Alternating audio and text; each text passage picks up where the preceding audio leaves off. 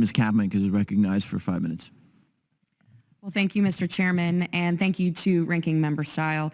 I am thrilled to be serving on the Select Committee because I believe that the discussion, the debates, the testimony, and the work that we are here to do really highlights two very different approaches to American prosperity.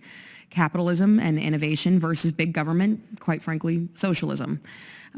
Possibly one of the most important discussions that we are going to have for our nation's future.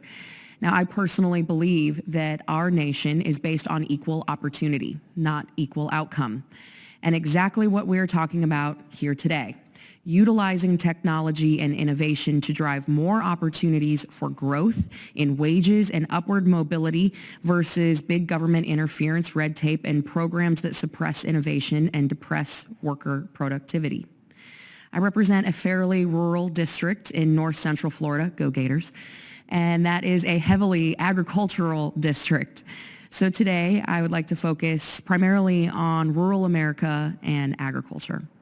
I'd also like to think of ag as a bit of a microcosm of various industries kind of all wrapped up into one.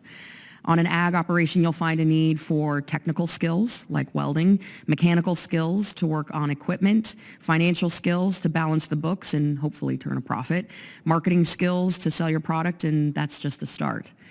Now, before I jump in, I'd like to highlight that over the last 11 months, my team and I have offered 4 separate amendments in the House Agriculture Committee to redirect and focus on workforce development. In response, I have been called heartless and cruel for suggesting that we invest in workers and workforce development instead of welfare programs. Our ag economy and industry has struggled tremendously over the years, dealing with labor shortages and challenges with more government handouts contributing to more and more challenges. I have spoken with hundreds of producers who have been seeking out ways to automate in order to keep food on the table for everyday Americans. Now, this leads me to my first question for Mr. Orrell. Now, do you believe that automation in agriculture will in fact lead to more high-paying jobs and production and prosperity within agriculture today in America?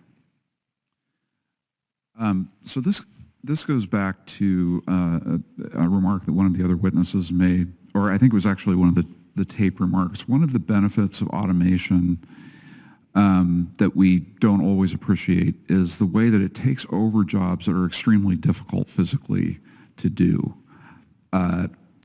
You look at a study that was done on West Virginia coal mining, and the counties with higher levels of coal employment had much higher levels of opioid addiction, in part because of the injuries that happen on the job and the way that the opioids then seep into the community as a result. So automation can help alleviate some of these, not just economic challenges, but also some of the social challenges that we face by moving away from work that is so physically demanding.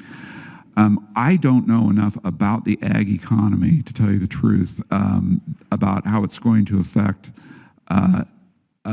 wages and opportunities. I will say that the ag economy, like every sector of the economy, the objective of workers should be to move up the value chain, away from routine tasks and toward tasks that require an integration of technical and non-cognitive skill sets, because that's where the fastest growth in wages are. Well, and you hit right on something, talking about how automation can really help with some of the more social issues that we're combating. And one thing that I have heard repeatedly from producers in rural America for a very long time is the struggle of how can we encourage people to get back to work when we have a system in place that disincentivizes work. Currently, we have welfare programs that do not have a work requirement. How can we put an emphasis on workforce development and getting people back to work if there's no requirement? We imposed work requirements as part of the TANF program in 1996 under the Clinton administration.